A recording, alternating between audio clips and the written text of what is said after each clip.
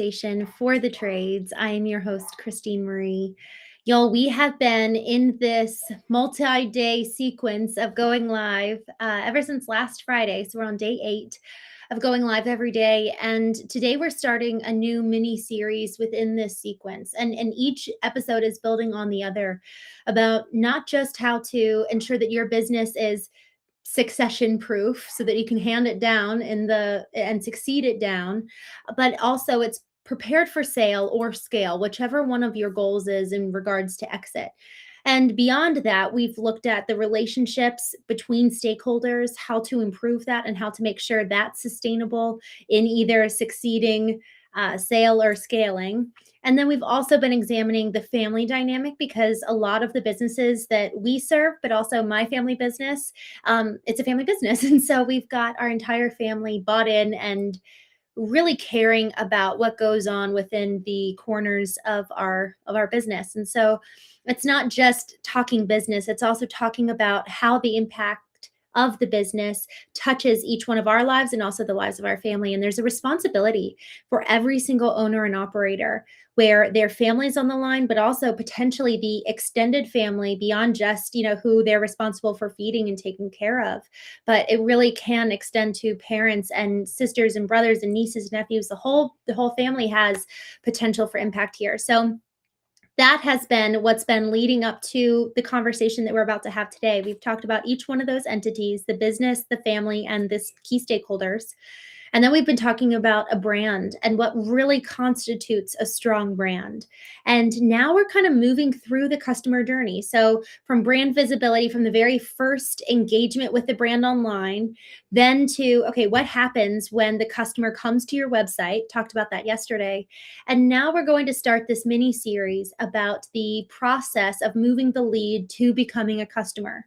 And y'all, as I was taking notes down for tonight, and I realized that this needed to be a series because in 10, 15 minutes, which is about the length of our show, there's no way we can get through every single one of these points of what really does it take to turn a lead into a customer. And yesterday, someone made a comment on yesterday's episode and said, it hits differently when someone's speaking from real experience in the trenches. And, the experience, yes, I've got fractional CMO experience for a $35 million foundation repair business, but I've also got the experience of working with other trades businesses from foundation first marketing. So we get to see what are people doing, what's working, what's not working, both B2B and B2C.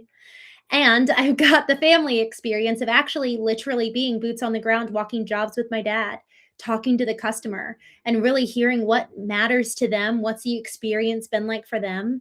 And y'all, what I want to start with is that the most powerful thing I have brought not only to my dad's business, but other businesses that we've worked with has been the direct to customer contact, asking how their experience was and really diving into the details with them. Because in that experience, I've come to learn what they value. What do they want to see on a website? What do they want to experience when somebody picks up the phone and calls them back? Or when they pick up the phone and call the company? What do they care about? And so for all of those different experiences, I'm so grateful for it because it gives me such a perspective from the owner operator side, such a perspective from the customer side, and then everybody in between, because what's so important in a strong customer journey and a strong lead to customer conversion process is that the touch points are very consistent, but that the overall experience is differentiated. Y'all, if we want to stand out as a business, we need to have a standout experience. And so when we think about customer experience, we need to think of that rather than just, oh, they're going to my website, they're engaging with me, but rather what is the experience they're having physically with what they're seeing and also emotionally with what their subconscious is receiving. And people make purchase decisions in their subconscious, which is where their emotions live.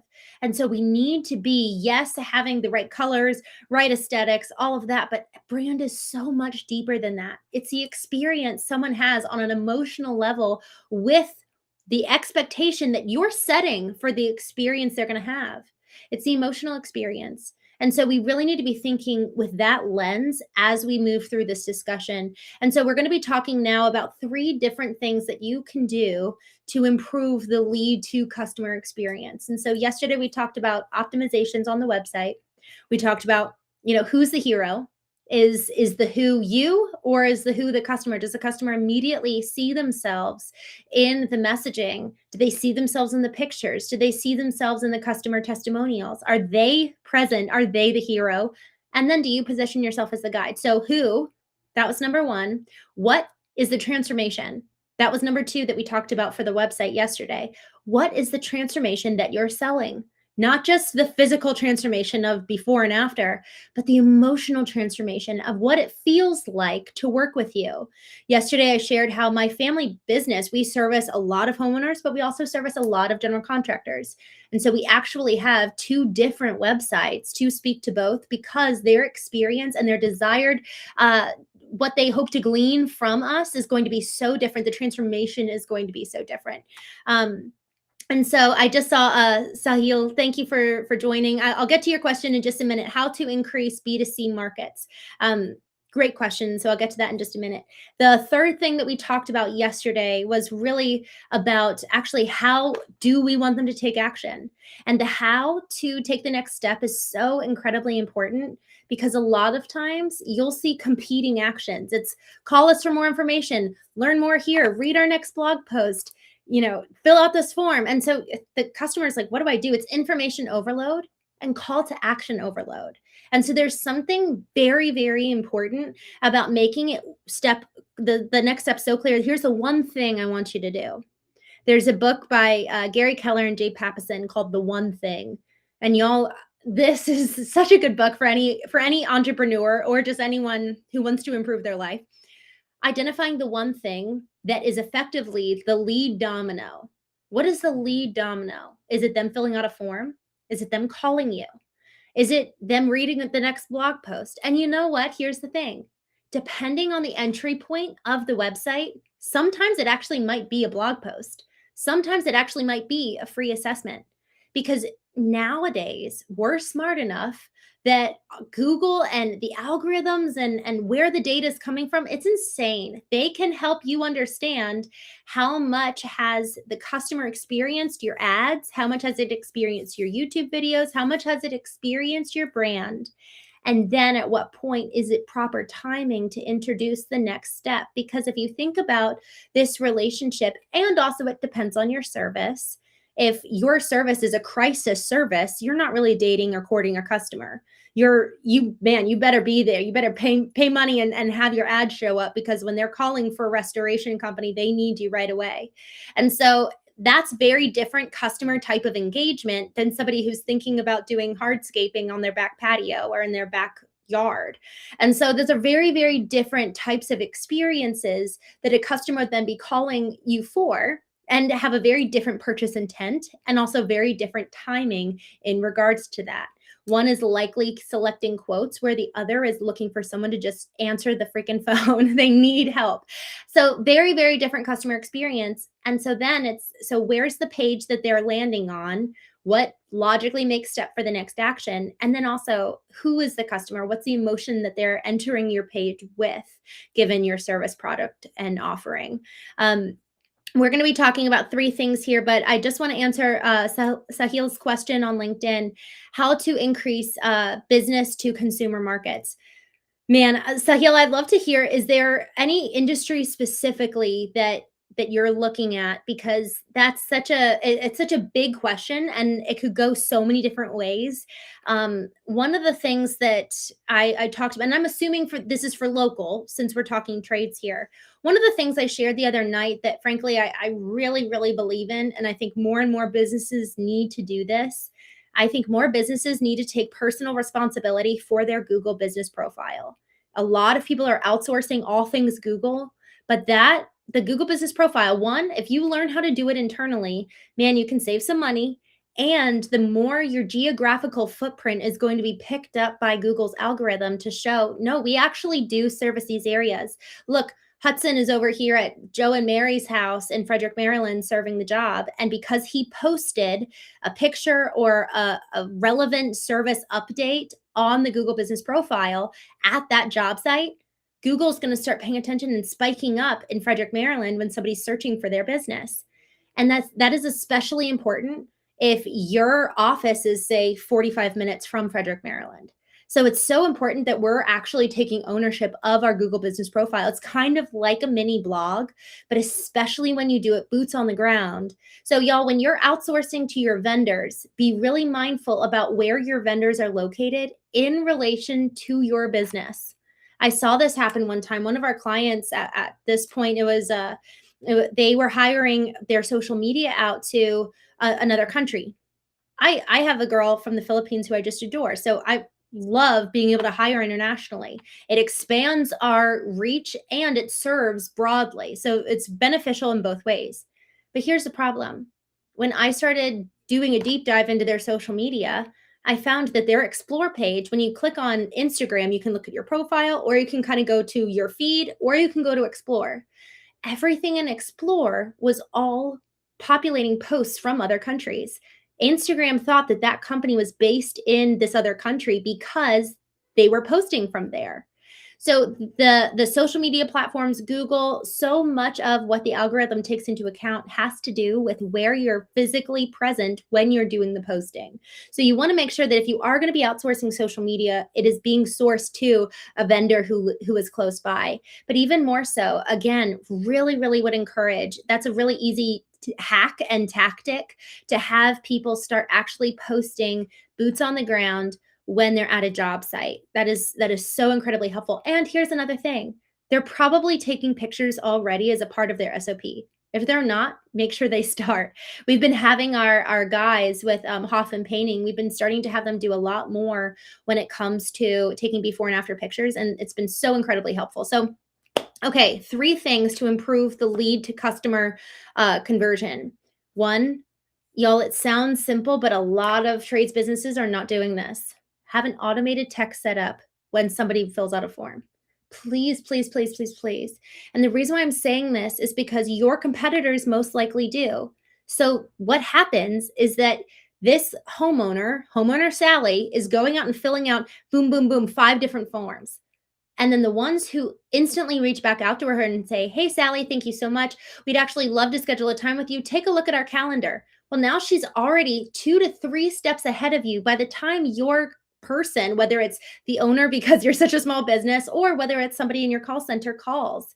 And sometimes those calls can be 12, 14, 15, 24 hours later, because if you've got a big call log, hopefully you do because you've got great digital marketing, but that can be way later. And so by that time, they've already spoken with somebody else, they've already been served, they've already had a personal touch point.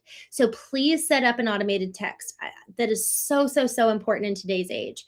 Next, I really like having an automated email set up as well. Some folks are more prone to text and some people are more prone to email, especially considering your audience, especially for an older demographic, people who are more rural. Email is more so the way to go than text. And then next, call, please call immediately. Y'all, I had this personal experience. So it's coming from, I've done the marketing for these big trades companies. I've worked as an owner at one, and then I've been a customer. I've got a home. And so I called HVAC companies, and at first I'm like, well, let me find the top rated company and the one that's closest and the one that was referred to me. So all 3 of those criteria. Closest to me, got a personal referral, 5 stars. Cool. Call that company. Nothing. No text, no email, no nothing. I think I left a voicemail and then moved on to the next one. High stars, local business, no response. Literally no phone call, no answer, no nothing. Okay, move on to the next one. And about 4 to 5, maybe even 6 companies later, y'all, I'm calling companies that have 4.2 stars, 4 stars. And at this point, I'm just desperate. No one is answering their phone. And it's a noonday on a Friday. So it's a weekday and no one's answering. So doing instant callbacks, answering your phone, it sounds simple, but y'all, it makes such an impact. And the ones who answer are the ones that get the business so often, especially again, when you're considering those who are going after more crisis services versus more of a luxury commodity. People have a different purchase intent and will weigh different things when it's a commodity. But man, when I'm in crisis and I'm calling, y'all answer your phones. That is so, so, so important. And if you can't answer, we're at an age now where there's really, really great. This is a good way to use AI. I don't love promoting AI sometimes until you've got a really strong foundation. So bear that in mind. But if you've got a good foundation, this is where AI can come in really, really well, take stock of the voice message, figure out a way to instantly get it out to your team, pass it along, and make sure that you've got an automated reminder for your own team set up to call, hey, call Henry. It's been 2 hours. Y'all, we want to do instant callbacks as quickly as possible. Sometimes we can't answer the phone. I get that. But the voice message really matters. And even being able to have, that's the thing. If somebody calls, you can actually still send a text message, which is really cool. And it's like, hey, we're so sorry we missed you. Better yet, take a video of someone in your call center who might be dedicated to that person, or however you guys do your order of who answers calls and what the callbacks look like. Take a video saying, hey, my name's Christine Marie. I'm so sorry we missed you. We're helping out another customer, but you really, really matter. We are so committed to service here. We actually value people more than most anything else. And so you will be hearing from us in the next 2 hours. If it's after 5, you're going to hear from us first thing tomorrow morning. You matter. And we're so grateful you called. We'll talk to you soon. That would be so, it's a personal touch. People want to deal with the person, but AI can help with delivering that message. So y'all, thank you so much for joining me tonight. I will see you tomorrow for part 2 of how to improve the lead to conversion process.